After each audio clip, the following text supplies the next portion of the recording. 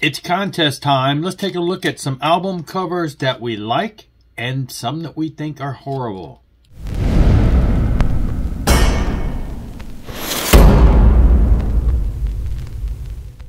Okay, so yeah, Alexander over at I Collect Stuff is having a contest, and he's pushing to 1,000. So he's having a contest, and he wants to see 5 album sleeves, music sleeves that we love, or 5 that we hate, or a combination thereof. So I kind of went through my collection, and I grabbed a bunch of albums as examples of things that I love. Now, it's tough. I mean, there's not like, I can't say there's necessarily, one cover that I'm like, wow, I love that. But I love certain styles. And like he even mentioned, I will buy a record that I have no clue about based on the cover. Sometimes the cover just looks cool. You end up finding out the music doesn't match, or sometimes it's, better than you thought. So there are a lot of times where I've bought just based on sight. But I do have some examples here of covers that I've always, had an affinity towards, always kind of liked, always thought were really cool. And basically just some aspects of covers that I kind of want to go over here. This is one, as I'm looking through, and again, a lot of it comes down to the aesthetics, the color schemes, the things that catch your eye. And so in this case, like Gary Moore, Chords of Power, this one is cool because the lights, the smoke, it looks intense. I love the colors, and then they match the logo colors to go with the purple and the yellow, and so they may have used some color correction, but this is, this is back in the 80s. So, but to me, this is a very well done. It captures an intensity of, you would think it'd be a live album, but it's not. And it's just, to me, that's always, and maybe it's just because I like the pinkish purple hue. I think that's really cool. So I've always liked that cover. It's always stood out as being very, positive to me.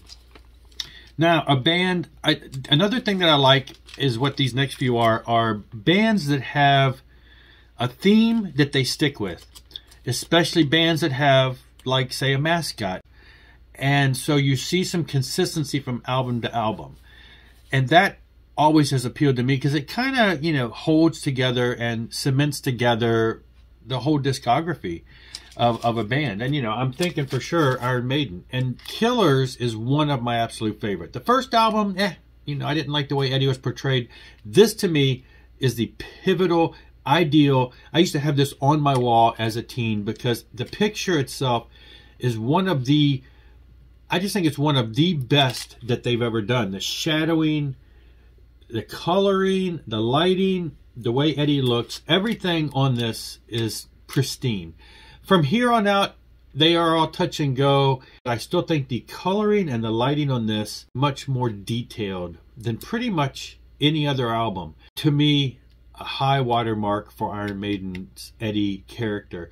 And the fact that they use him pretty much through the rest of their career is just, I really am drawn to that kind of cool stuff. Another band that does that would be like Hammerfall. A lot of bands do it, or not a lot, but a handful of bands. Hammerfall always have their night guy on the covers, except that one album where they totally went away from their typical song structure and image, which I love the album, but that one album where they changed, and I think a lot of people kind of rebelled against that. Another thing now, and of course, you have artwork. Sometimes artwork becomes an album cover. Sometimes artwork is made for the album cover. Obviously, the Iron Maiden is made specifically for the band. It's got their, their character in it, Eddie in it. Sometimes a band just picks a great piece of art and puts it on the cover. It's kind of like it happens to be there. Lots and lots and lots of power metal bands have awesome, colorful paintings, artwork. I really am drawn to a lot of that. The artwork and brightness and just some of the stuff that they have on there is really cool. Stryper's last handful of albums have been really top-notch as far as the artwork.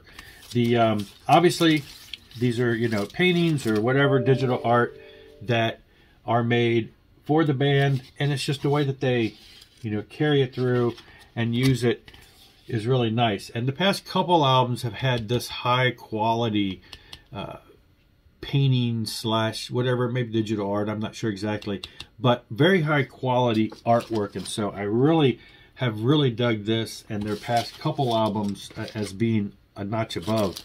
And it's, again, power metal bands like this, Cage, just another example. Love this artwork. This knight guy flying through the hordes of, it's kind of medieval, but kind of angelic being, Hell Destroyer, kind of like he's going through and killing Hell's armies. And it's, whether or not this was made for the cover or the cover was made from this, I'm not sure if this was something that Cage originated, but all of their albums have covers similar to that. Obviously, this one by them was made for them because it's got them in it. So again, it's very nice done artwork with lots of detail. You look in here and you got all kinds of different things going on. And so it's very well done. The band here at the bottom, really neat. And it's, it's something that somebody has actually produced for the album. Now, the next couple are not so good in my opinion. And not picking on anybody, but we see a lot of this on the lower budget releases and things like that. And I don't know, whatever, let's just get into it. This one, this kind of artwork to me is just like, you feel like somebody's at the record company's like, hey, yeah, my son, did some coloring with crayons and stuff, and I'm going to make it into a cover. Attila, and this is just an example. The music's great, but, you've got this it looks like somebody's school project. And it's good for what it is, but it's not what I would consider professional quality. But again, we're talking lower budget, and I'm sure, the band type thing, affords what they could afford. Obsession, I mean, same thing. Disproportioned artwork that, that's pretty good, but is it really, professional album quality? Again, smaller labels, smaller budgets. They use what they could use. And it becomes iconic. Anyway, some of the remedial artwork, Sloppy Seconds by TT Quick. Just, stick figures for the most part. I don't know. Just throw something out there. I could just think that there probably would be better ways to do album covers. This one always perplexes me. I've never heard the story on what this is, and I know other people raise the same question, but absolutely one of my favorite albums. But what is this? What is this hairy seal, purple body creature? Do you know? Have you ever heard? I've loved this band for years. They use the same creature on a lot of their albums. So whoever this character is has been kind of a staple for quite a few albums. Here he is in full pink body, killing some kind of thing, city blowing up. What is it, though? And what is this seal-like creature that, I don't know. It'd be nice, I'm sure maybe early interviews describe it, but it'd be nice to know the background behind the character. But I just thought the pink seal body thing was always kind of odd. Considering how good the music is and how great the band is. Just like, what is that?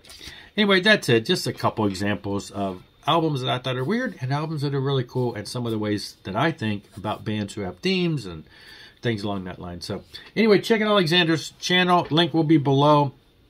Jump on the contest if you'd like, and check out what he's got showing. He shows all kinds of older music and singles, and just, a lot of the classics are there.